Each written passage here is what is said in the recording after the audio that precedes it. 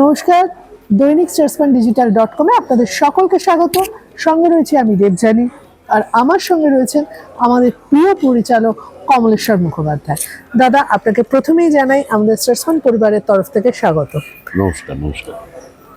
প্রথম একটা জিনিস, ফেলুদা মানে আমাদের শীতকালে না কতগুলো জিনিসের মধ্যে, মানে যেমন কেক খেতে হবে, মোয়া খেতে হবে, কমলা লেবু, নলেন গুড়ের রসগোল্লা খেতে হবে, আর তার সঙ্গে একটা ফেলুদা চাই। সেটা এই মুহূর্তে দাঁড়িয়ে যে ফরম্যাটেই আসুক না কেন, তা সেই ফরম্যাট এবার তুমি রয়েছো, তোমার হাত ধরে আসছে।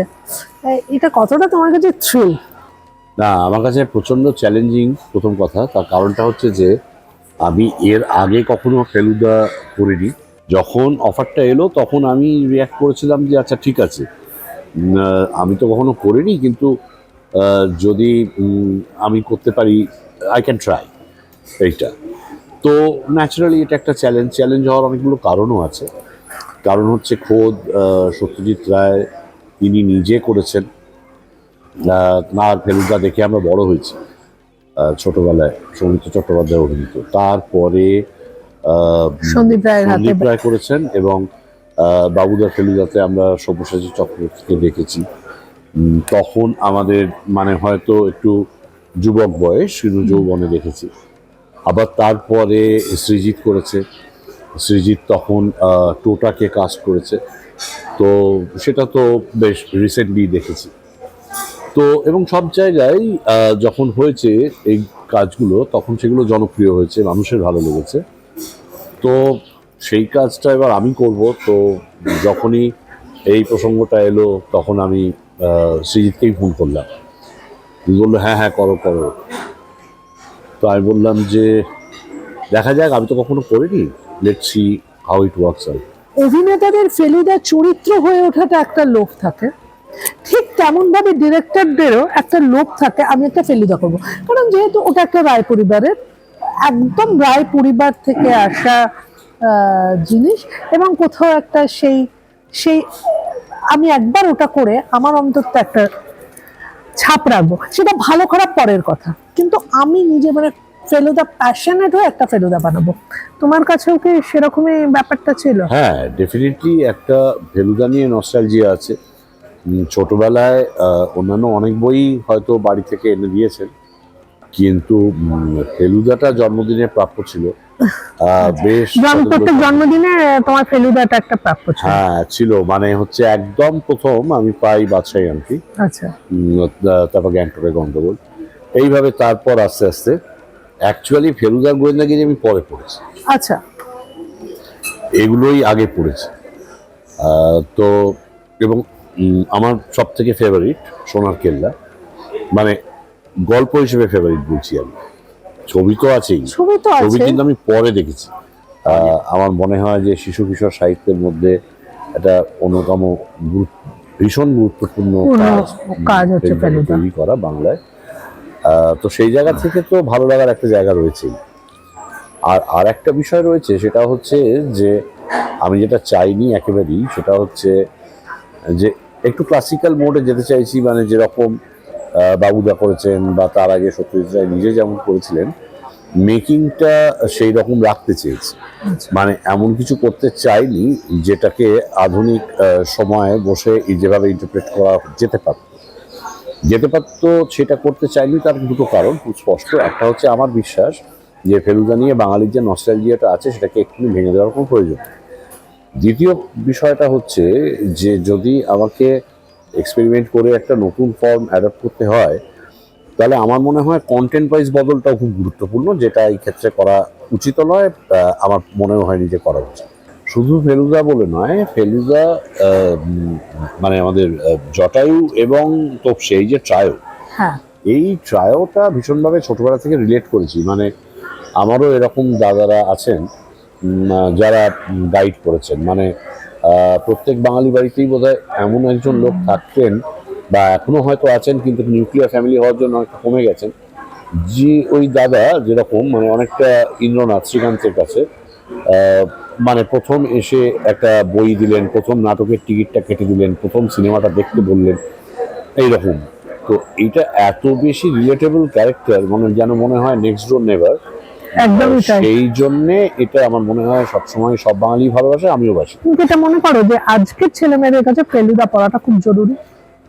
হ্যাঁ, ফেলুদা পড়াটা খুব জরুরি। প্রথম কথা, দুটো জিনিস এখানে মাথায় রাখতে হবে যে আজকে অনেকে পড়েন, আমরা মনে মধ্যে বলি না যে নতুন প্রজন্ম বই পড়ে না, তা নয়। না তা নয়, তারা বই পড়ে, যথেষ্ট পড়ে। পড়ে, কিন্তু অনেক সময় তারা আমার তো মনে হয় তারা আগে থেকে একটু বেশি ক্রিটিক, অনেক বেশি তারা। ক্রিটিক তো আছেই, কিন্তু আমি বলছি সবসময় যে বইয়ের পাতা উল্টে দেখছে তা না, তাদের সেটা হয়তো ডিজিটাল ডিভাইসেও পড়ে। হ্যাঁ। দ্বিতীয় কথা হচ্ছে যে সাহিত্যের সঙ্গে সবসময় যখন অডিও ভিজুয়াল মিডিয়া আসবে তখন আর একটা টান তৈরি হয়, আর একটা লেয়ার তাতে জোরে, এবং সেইভাবে দেখতেও চায়, ভালোও লাগে। এবং অদ্ভুতভাবে যেহেতু সত্যজিৎ রায় নিজেই বেসিক্যালি মানে ভিজুয়াল আর্টের লোক, হ্যাঁ, তো উনি তো সবই ছবি এঁকেছেন।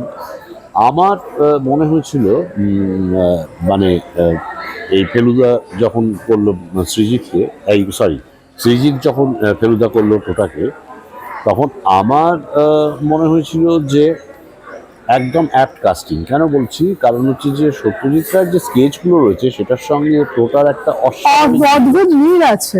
একদমই তাই। তো সেটার জন্যই আমি বলছি যে আমি টোটার মধ্যে কিন্তু সত্যি মানে নতুন একজন ফেলুদাকে খুঁজে পেয়েছি, এক নম্বর। ছোটবেলায় যদিও আমি ভীষণভাবে সৌমিত্রবাবু এবং পরবর্তীকালে সব্যসাচী চক্রবর্তী বা বেনুদার বিশাল ফ্যান, এখনো আছি, কিন্তু এই চরিত্রটার জন্য এই সময় ও মানে টোটা ভীষণভাবে অ্যাপ্রোপ্রিয়েট বলে আমার মনে হয়, এবং যতটা অনির্বাণ একদমই। আমি এই প্রসঙ্গে আসছি, কারণ আমি এটা অনির্বাণ দাকে কথার মধ্যে বললাম যে অনির্বাণ দা, আমি এটা কাউকে ছোট করছি না, এটা মানে অভিনয় যে যার মতন করে করেছেন, কিন্তু মজার জিনিস হচ্ছে সন্তোষ দত্তর পরে যদি জটায়ু হিসেবে কাউকে একদম জটায়ু বলেই মনে হয়, মানে সময়ের সঙ্গে সঙ্গে অভিনেতার সবকিছু বদলাবে, কিন্তু সেটা কিন্তু তুমি একটা আলাদা জায়গা। এবং মাঝখানে আমার মনে হয় যে জটায়ু ঠিকঠাক পাওয়া যায়নি বলে জটায়ুহীন ছবিও করতে হয়েছিল সন্দীপ রায়কে, যে জটায়ুর ক্যারেক্টার নেই এরকম ছবি বাঁচা হচ্ছে, কারণ ওই ক্যারেক্টারটা একটা অদ্ভুত বিশেষত্ব রাখে। তুমি যেমন কথায় কথায় বলছিলে, দেখো আমি কিন্তু সত্যজিৎ রায় যেমন ভাবে স্কেচটা করেছেন, আমি সেই স্কেচে খুব একটা চেঞ্জ করিনি, কিন্তু একটা জিনিস জানতে হবে, এটা তো আধুনিক, মানে যেহেতু মানুষের দেখার চোখটা বদলে গেছে, তো তাই জন্য একটা আধুনিকতার ছোঁয়া, মানে আমি যদি এখন একদম পুরোনো দিনের ইয়েটাকে তুলে ধরি একটু, তুমি সেটাকে কিভাবে রেখেছো? বক্তব্য যেটা এই বিষয়ে, সেটা হচ্ছে যে ধরা যাক আমি একটা পিরিয়ড ফিল্ম করছি। হ্যাঁ, আমি 1975-এর গল্পটা 1975-এ দাঁড়িয়ে বলবো না 2025-এ দাঁড়িয়ে বলবো, দুটো সেন্সিবিলিটির মধ্যে কিন্তু তফাৎ আছে। তো আমাকে 2025-এ দাঁড়িয়ে যখন করতে বলা হচ্ছে এবং ফেলুদা করতে বলা হচ্ছে, তাহলে 2025-এ এমন অনেক কিছু আসবে যেগুলো ফেলুদার চরিত্রটাকে অবস্ট্রাক্ট করতে পারে। মানে আমি বলছি, সরাসরি বলছি, একদম সিম্পল পুলিশের হস্তক্ষেপ, বা ধরা যাক হচ্ছে মানে পলিটিক্যালি কারেক্ট থাকা about gender bias, politically correct থাকা অ্যাবাউট হান্টিং, এই প্রসঙ্গগুলো আসবে যেগুলো মানে শিকারী হিসেবে মহিতোষের বিরুদ্ধে যায়, বা এরকম অনেক ঘটনা যেগুলো ফেলুদা গল্পের বিরুদ্ধে যায়। সেই কারণেই 2025-এ না থেকে আমি 75-এ গিয়ে ব্যাপারটাকে দেখতে চেষ্টা করছি, এবং সেই কারণেই এটা এক নম্বর পিরিয়ড। আর দু নম্বর কথা যেটা, সেই কারণেই আমি ওই ফর্মের চেঞ্জটা করতে চাইছি না। আচ্ছা, তো তার মানে বোঝাই যাচ্ছে এই শীতে অনেক ছবি আসছে, কিন্তু তার সঙ্গেও কিন্তু ওটিটিও থাকছে জমজমাট, আর হইচইতে আসছে রয়্যাল বেঙ্গল রহস্য। দর্শকদের কিছু বলো। দর্শকদের বলার কথা যেটা, সেটা হচ্ছে রয়্যাল বেঙ্গল রহস্য ফেলুদা গোয়েন্দাগিরির নতুন পর্ব, সেইটা আসছে 24 তারিখ 24 ডিসেম্বর, মানে অ্যাকচুয়ালি ক্রিসমাস ইভে। আপনারা দেখবেন, কেমন লাগলো অবশ্যই জানাবেন। আর দেরি করা যাবে না, অবশ্যই কিন্তু অন্যান্য ছবির সঙ্গে বাড়িতে বসে হইচইতে ফেলুদা কিন্তু দেখতেই হবে।